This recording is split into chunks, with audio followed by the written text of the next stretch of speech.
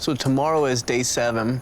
I want to take a day off, and it's probably best if we don't do it at the exact same time, because like a day off from going out and collecting firewood and making nets and foraging and all that sort of stuff. But just tomorrow during the daytime, I don't want to do that stuff. Oh yeah, don't do it. Cool.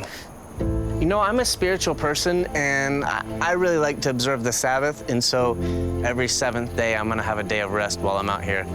When the sun sets, if I can rest through to tomorrow and then rest through, and when the sun sets tomorrow, I'll pick up working again. Okay.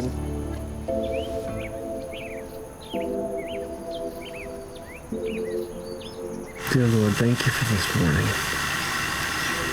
Thank you for this beautiful sunrise. I ask that you would teach me and help me to grow each day, Father God.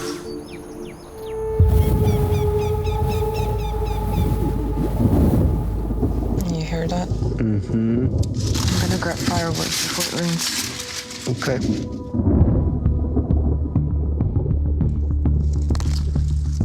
Just grabbing all of the wood here. Thank you.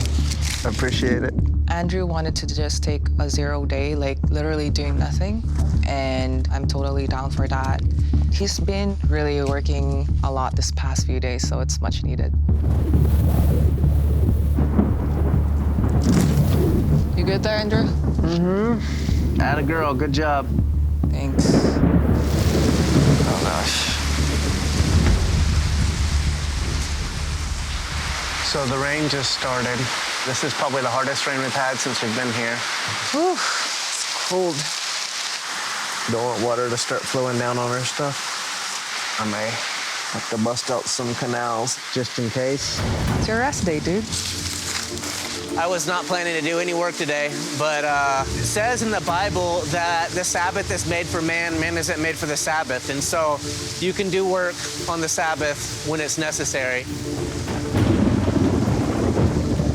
I'm worried that water is gonna run down the hill into our shelter, so I'm just making some canals to divert the water away in case it does. Are we good? Yeah. We would be hurting right now if we did not have this rock shelter. Thank you. No problem. It's a team effort.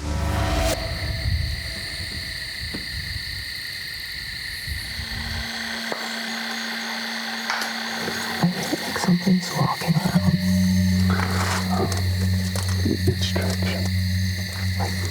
It went from there to like here. Hold still in there, try to be quiet for like this. Yes. Yes. Wish we had made a torch. Right, I think that's an armadillo. It's up there at the very beginning. It's probably in the hole already.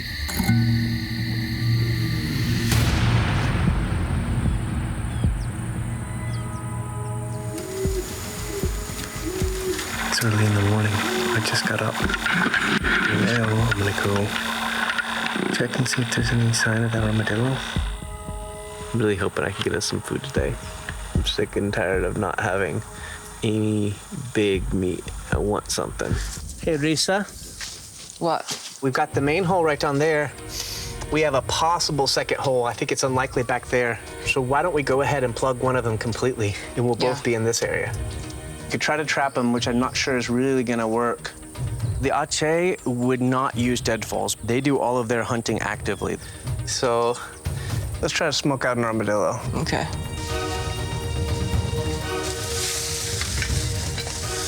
Some meat would be amazing. We have meat hunger. That's what the tribes call it, meat hunger. If we catch this armadillo, that means a feast tonight. And then we're gonna have more energy for the next few days. We're not trying to spear this thing. It's hard to spear an armadillo. Our goal is to literally tackle the thing, jump on top of it, pin it down, and then break its neck. So it looks like either smoking them out doesn't work, or it's not home, or we're not doing it right. We didn't even hear it squirming inside the hole or anything like that. So I would say this is a total failure. Did you see this before? See what? There's another hole in here. Oh, yeah? I want to try to hear the echo through the ground to see if I can track this tunnel more efficiently. This is a technique that I've learned from the Ache. What I'm gonna get you to do is take this stick and you're gonna just thump it all the way down to the bottom of this hole. The idea is that if the armadillo is in the entrance, you'll poke him, and if he's farther back, you might hear him moving around in the burrow. I want to track the shape of the tunnel underground because eventually I'll find a side chamber, and that's where the armadillo would be. Like, this is usually almost always a long process. If you're going to succeed, it's going to take a long time.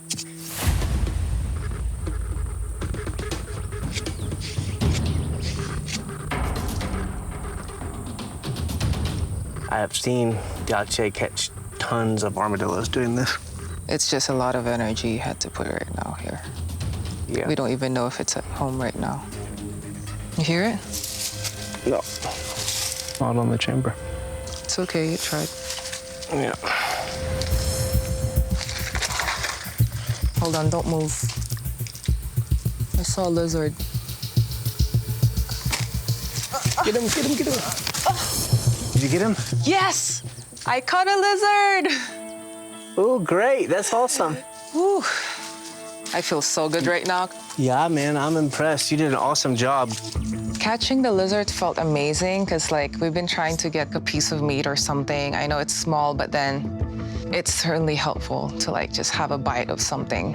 And we want to make sure he's well cooked because there's always a possibility with stuff like lizards that they'll have parasites in their stomach and we don't want to get worms.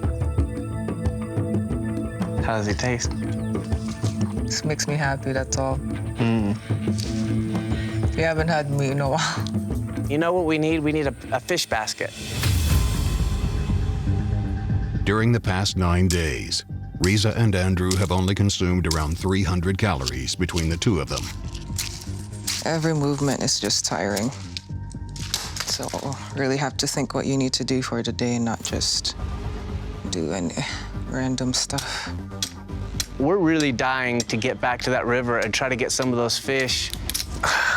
Our body can break down its own fat to give us energy. It's slow pace, which is probably why we get winded so easily. But protein out here, you know, your body can't just manufacture protein. It'll be worth it. There'll be 10 fishes in here. I like that optimism. The Ache actually have very strong gendered norms about what a man and woman should do or shouldn't do out in the forest. So men weaving, making baskets is a no-go. But I don't feel that way. So for me, it's a no-brainer. Like, I'm gonna do everything I need to do to survive out here. I think it's done.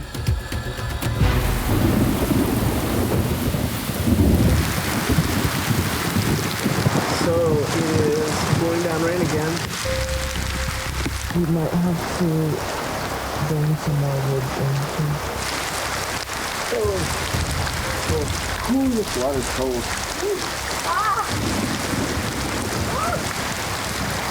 Got it. One of those days. One of those days. I'm so cold.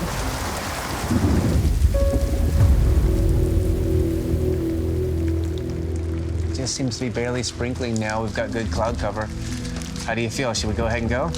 Yeah, I think we should.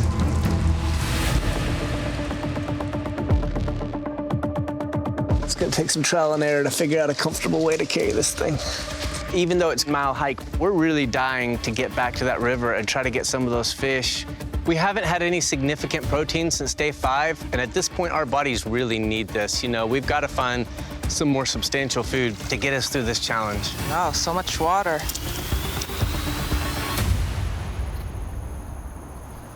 I see the waterfall. It's right over there. We have to turn around and go back to the camp. Just gotta accept Mother Nature works this way. We're already 2/3 of the way to the river. I'm not excited. I feel like we've wasted a whole bunch of effort, and I'm kind of pissed about it. There's nothing we can do about it. I feel like being out here on this hillside with lightning is probably not very safe. But I'm not ready to just like give up and go home immediately. That would be so many wasted calories. Should we head back up to the cliffs and see if we can find a place to hunker down? and try to wait it out. Yeah, let's do that. Maybe the storm will blow over and maybe we'll still get to get down there.